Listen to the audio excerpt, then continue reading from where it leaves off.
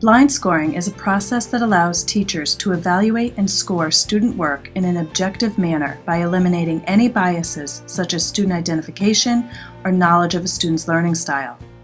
By focusing solely on the student work sample and the assessment rubric, teachers can have a more objective understanding of student strengths and areas of need. Prior to giving an assessment, the teacher assigns a number to each individual student in their classroom. In lieu of putting a name on the assessment answer sheet, the student will put his or her number instead. This will prevent the scorers from knowing the identity of the student during the evaluation process. Once the assessment is given, the teacher will then collect all student answer sheets and place them in the provided envelope. The teacher will then deliver the assessments to the main office.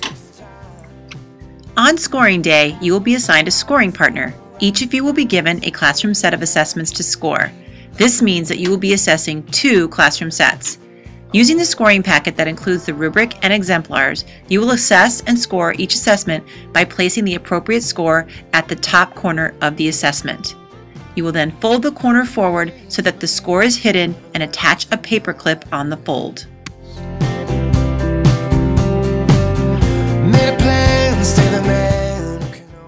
After all the assessments in your class have been scored, put the assessments back in the appropriate envelope and switch envelopes with your scoring partner.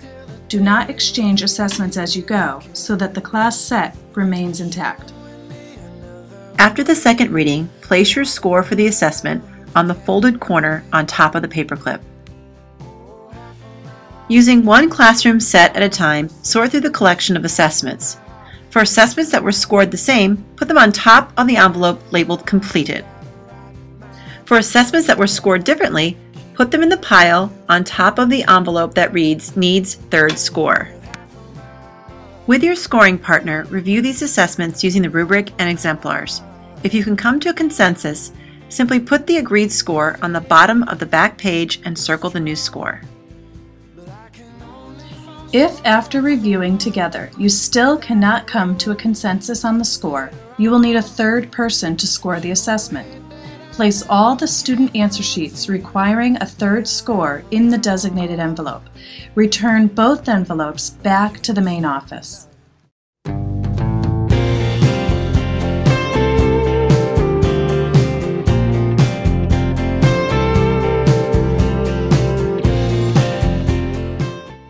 We hope this gives you a better understanding to the steps of blind scoring. With the use of rubrics and the elimination of any student identification information, your students are well on their way of getting the best feedback possible to help them improve their writing.